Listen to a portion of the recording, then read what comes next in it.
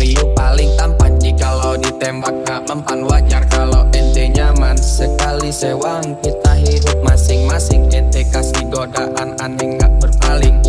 Ente kadang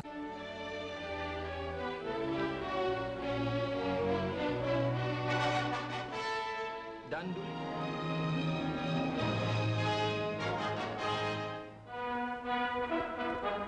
sekarang yang telah dipilih oleh Raja-Raja Melayu, Duli Yang Maha Mulia Seri Paduka Baginda Yang di-Pertuan Agong Tuanku Abdul Rahman.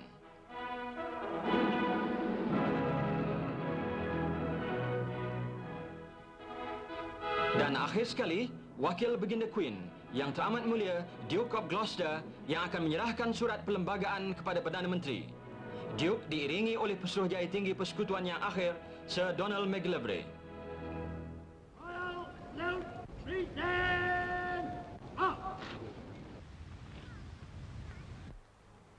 It was with the greatest pleasure that I received the command of Her Majesty. Dalam ucapannya, Duke menegaskan orang-orang Inggeris merasa bangga bahawa perhubungannya dengan Melaya adalah berdasarkan kemahuan dan perasaan muhibbah pihak raja-raja dan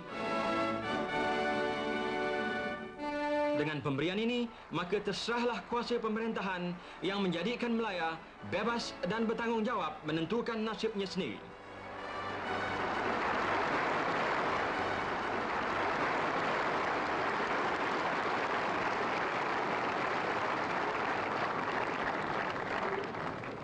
I'm indeed proud that on this, the great... Kami akan sentiasa mengingatnya dengan kesyukuran, kata Perdana Menteri dalam ucapannya, bantuan yang telah kami terima dari Great Britain dalam perjalanan menuju kemerdekaan. Dengan nama Allah yang Maha Murah, yang Maha Kasiani, akan kekal menjadi sebuah negara demokrasi yang merdeka dan yang berdaulat serta berdasarkan kepada kebebasan dan keadilan dan mengekalkan keamanan di antara segala bangsa. Kuala Lumpur, 31 hari bulan Ogos tahun 57. Merdeka! Merdeka! Merdeka! Merdeka! Merdeka! Merdeka! Merdeka!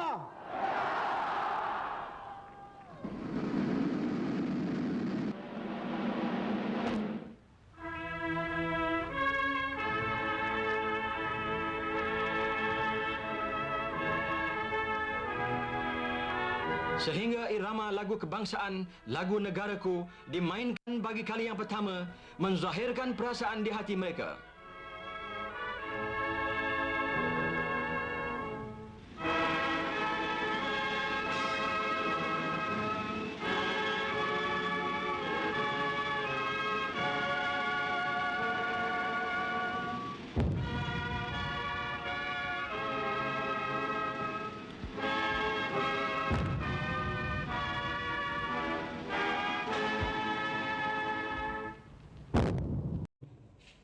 Apakah itu perlembagaan? Perlembagaan merupakan satu undang-undang tubuh ataupun asas yang bertujuan untuk memudahkan dan melicitkan pentadbiran sesebuah negara. Jika kita melihat kepada sejarah pertubuhannya Perlembagaan Malaysia, Perlembagaan Malaysia pertama kali dikenali sebagai Perlembagaan Persekutuan Tanah Melayu, iaitu bersempena dengan setelah Tanah Melayu mencapai kemerdekaan pada 31 Ogos 1957. Rentetan daripada kemerdekaan tersebut iaitu pada 16 September 1963 setelah terbentuknya 3 wilayah utama yang membentuk negara Malaysia pada hari ini iaitu Semenanjung Tanah Melayu, Sabah dan Sarawak. Akhirnya nama Perlembagaan Persekutuan Tanah Melayu telah pun berubah kepada Perlembagaan Malaysia.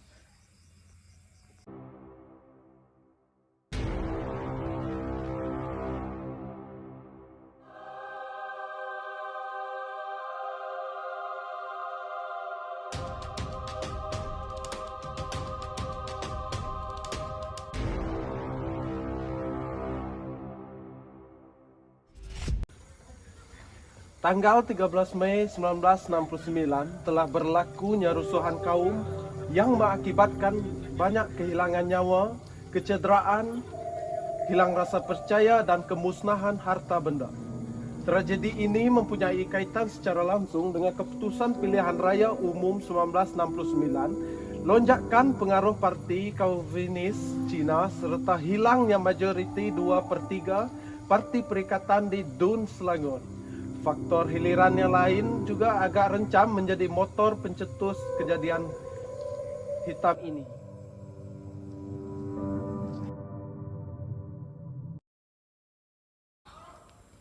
Unsur pertama yang saya akan rungkaikan pada hari ini iaitu institusi beraja. Institusi beraja ini telah wujud dalam sistem sosial di setiap negeri Melayu. Raja mempunyai kuasa mutlak dalam setiap pemerintahan dan pentadbiran negeri dengan dibantu oleh pembesar-pembesar yang telah dilantik oleh raja tersebut. Institusi beraja terus dikekalkan selepas merdeka di bawah konsep raja berperlembagaan selaras dengan sistem demokrasi yang diamalkan oleh Malaysia. Raja berperlembagaan bermaksud raja bertindak mengikut lunas-lunas perlembagaan yang telah ditetapkan. Jadi, antara perkara-perkara yang termaktub di dalam perlembagaan Malaysia yang berkaitan dengan institusi beraja termaksudlah perkara 32, perkara 38, perkara 40, perkara 42 dan ada lagi perkara yang lain berkaitan dengan institusi beraja. Seterusnya, saya akan mengupas unsur tradisi yang kedua iaitu bahasa Melayu sebagai bahasa kebangsaan. Bahasa Melayu ini telah dijadikan bahasa kebangsaan setelah kemerdekaan kerana ia telah digunakan sebagai lingua franca sejak dari dahulu lagi. Dan bahasa Melayu ini digunakan untuk urusan-urusan rasmi, urusan-urusan kerajaan di negara kita. Bahasa Melayu sebagai bahasa kebangsaan ini telah disentuh dalam perlembagaan melalui perkara 152. Namun begitu, di dalam perkara 152 ini, ia telah menyatakan bahawa ia tetap melindungi bahasa-bahasa lain selain daripada bahasa Melayu. Begitu juga, ia memperuntukkan tiada siapa yang boleh dilarang atau ditahan daripada menggunakan bahasa lain atau mengajar atau belajar selain daripada menggunakan bahasa Melayu. Itu bermaksud bahawa bahasa-bahasa lain mempunyai kebebasan untuk diguna dan tetap dilindungi walaupun bahasa Melayu dijadikan sebagai bahasa rasmi dan bahasa kebangsaan. Seterusnya, kita lihat kepada unsur-unsur tradisi yang tidak kurang penting di dalam perlembagaan Malaysia. Unsur-unsur tradisi yang bakal dibincangkan iaitu berkenaan dengan kedudukan agama Islam dan juga kedudukan agama lain di perlembagaan Malaysia. Agama Islam dari segi sejarahnya telah lama bertapak di negara Malaysia, iaitu sebelum Persekutuan Tanah Melayu mencapai kemerdekaan pada tahun 1957. Oleh itu, setelah bertapaknya agama Islam ini, para sultan ataupun raja-raja Melayu ingin mewariskan ataupun mengekalkan kedudukan agama Islam ini sebagai satu agama yang penting di Malaysia. Kepentingan agama Islam ini ternyata dapat kita saksikan di dalam perkara 3/1 di mana perlembagaan tersebut menyatakan bahawa agama Islam merupakan agama rasmi Persekutuan Tanah Melayu dan juga beberapa negeri yang mengamalkannya. Tetapi agama-agama lain juga tidak dihalang ataupun tidak dilarang untuk diamalkan, tetapi mestilah dalam keadaan aman dan juga bersederhana. Kedudukan istimewa orang Melayu dan Bumiputera Sabah Sarawak pula disentuh dalam perkara 153. Hak istimewa ini meliputi jawatan dalam perkhidmatan awam, beasiswa, pendidikan, perniagaan dan juga kemudahan-kemudahan khas lain yang disediakan oleh kerajaan. Walau bagaimanapun, perkara ini juga melindungi kaum-kaum lain, yaitu menjadi tanggungjawab yang di-Pertuan Agong untuk melindungi hak-hak mereka yang sah menurut peruntukan lain. Begitu juga, perkara ini tidak boleh dilaksanakan jika ia mengakibatkan kehilangan sebarang jawatan awam yang dipegang oleh sesiapa atau penarikan sebarang beasiswa atau keistimewaan yang dinikmati oleh kaum lain, ataupun perlucutan ataupun penamatan permit lesen yang dipegang oleh seseorang tersebut.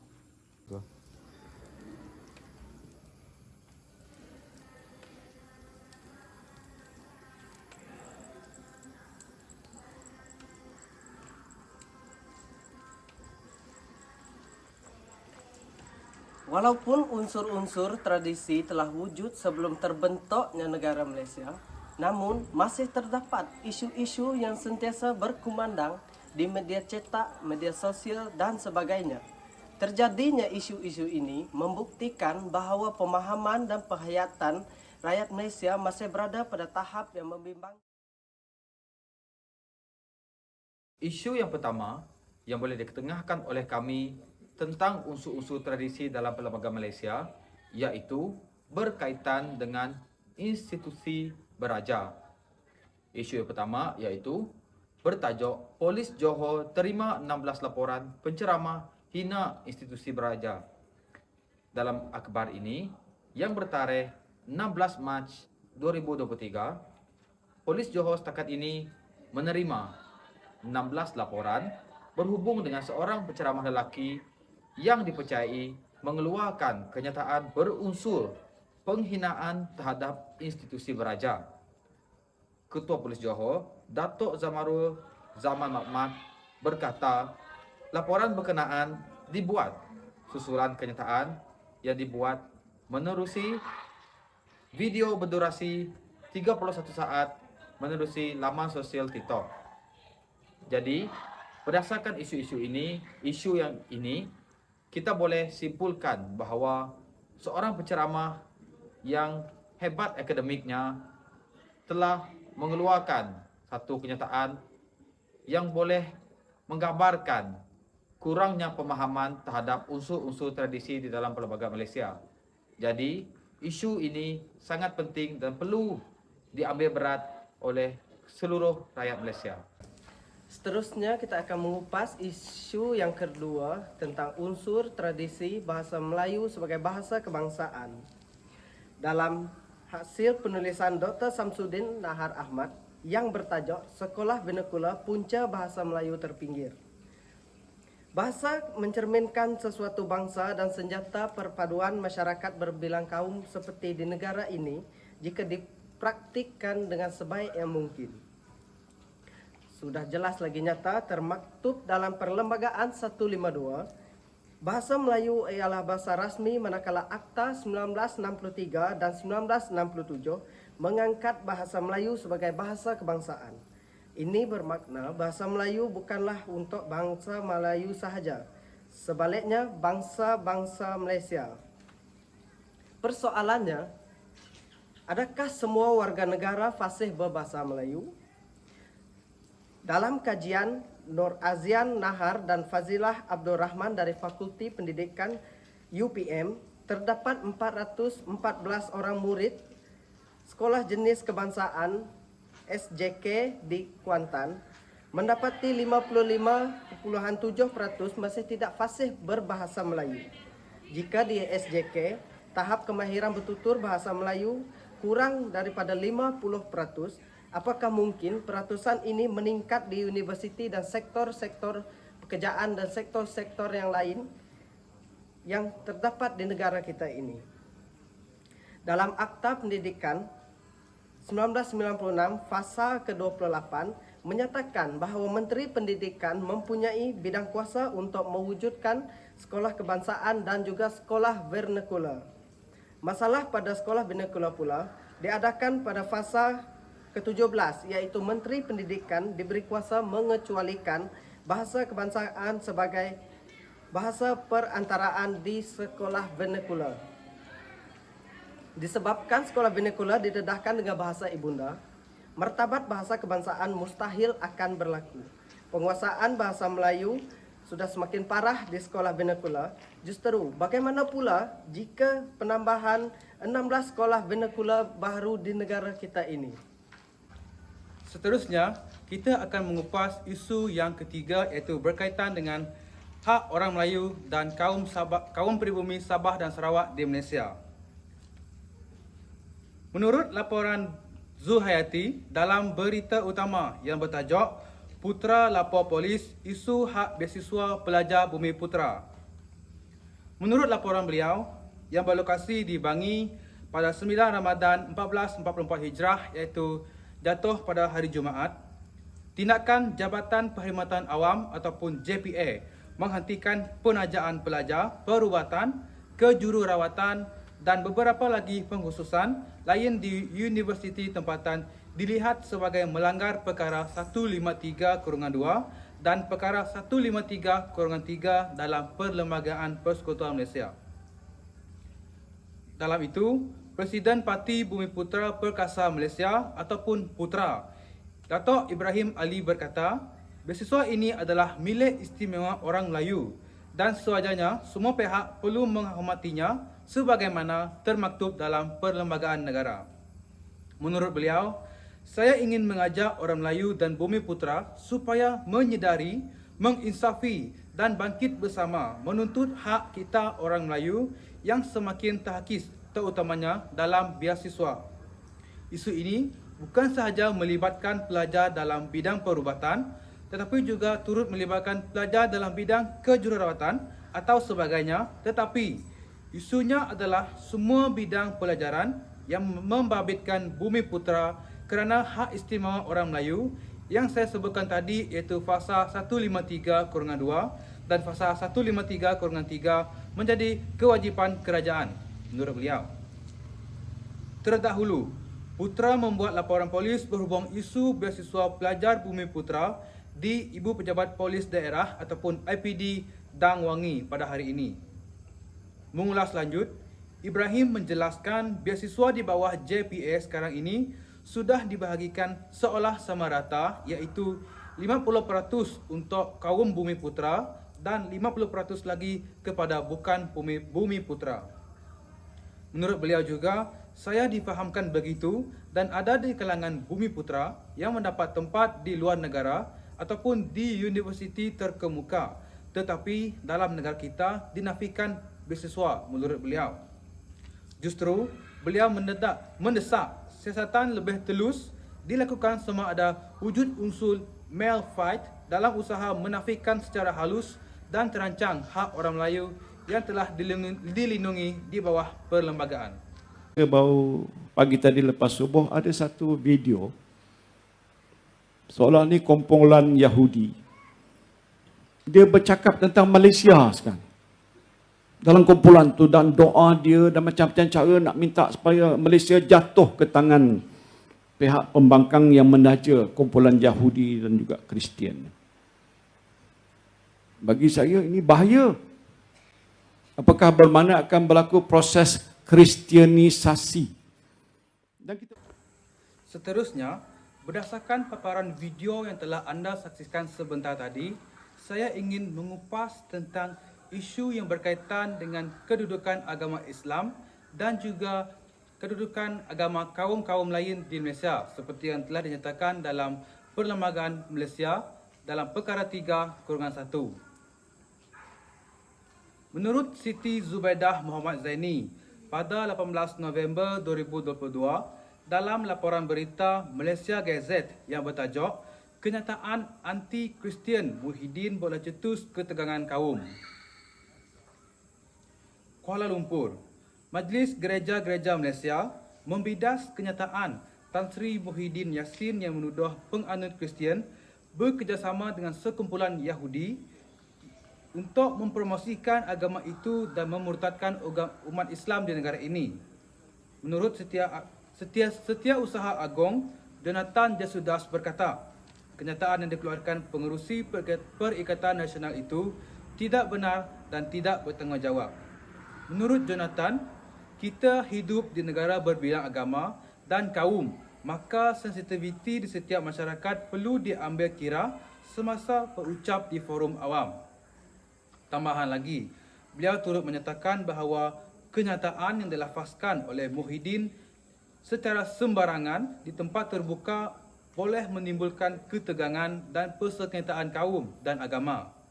Tambahan beliau, pihak berkuasa perlu menangani perkara ini bagi memastikan kenyataan palsu dan menyentuh sensitiviti pelbagai agama tidak diulangi. Beliau juga menyatakan bahawa perkara ini juga tidak harus dibenarkan, katanya dalam satu kenyataan hari ini.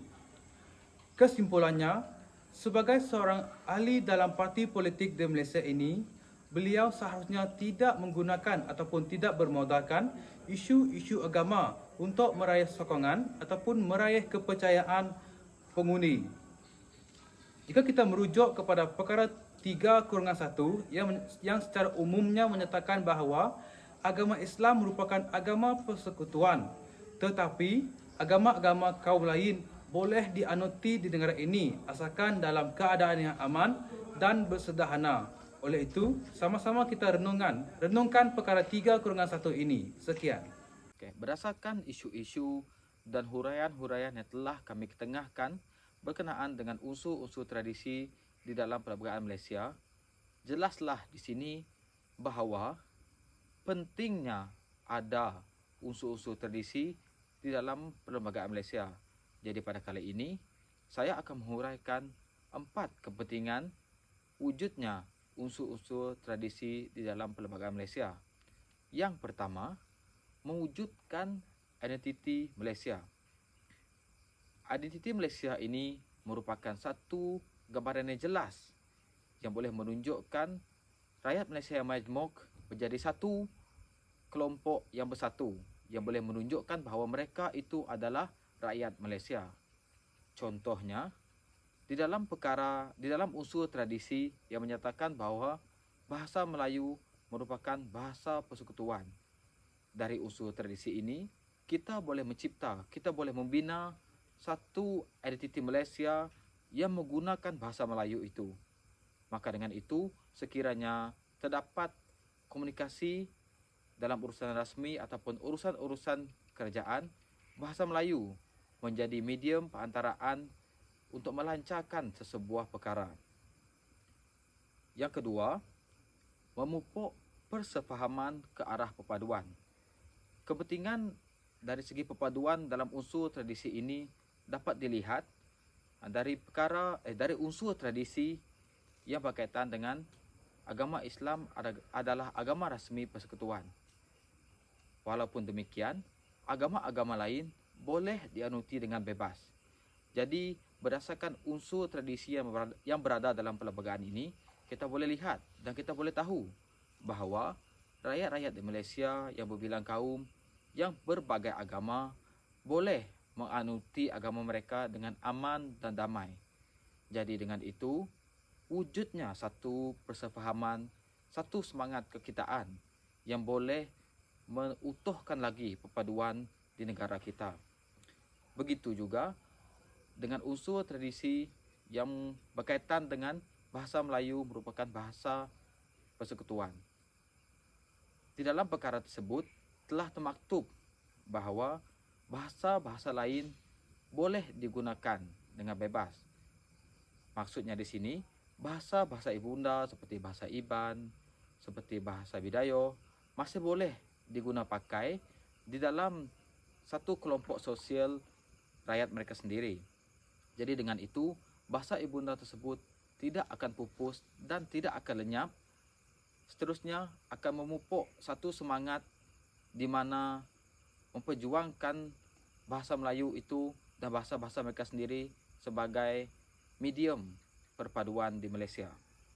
Bagi kepentingan yang ketiga, iaitu menstabilkan sistem politik.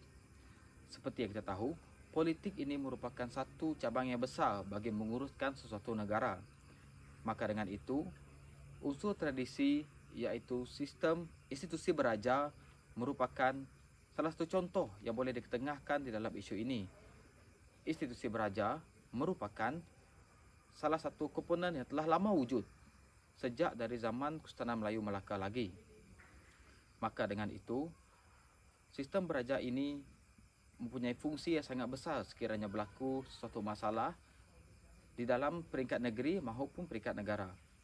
Begitu juga peranan yang di-Pertuan Agong yang menjadi puncak pemimpin kepada negara kita.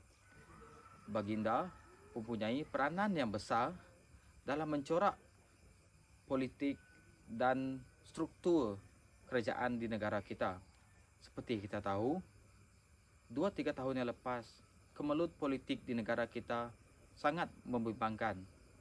Maka dengan itu, kita boleh lihat peranan baginda yang di-Pertuan Agong sangat besar dalam menentukan siapakah yang layak, yang diperkenan oleh baginda menjadi pemimpin untuk sementara tidak adanya kerajaan semasa itu.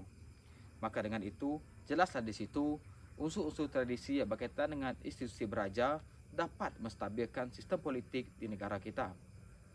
Jadi, yang terakhir, kepentingan yang terakhir iaitu melindungi hak kaum minoriti.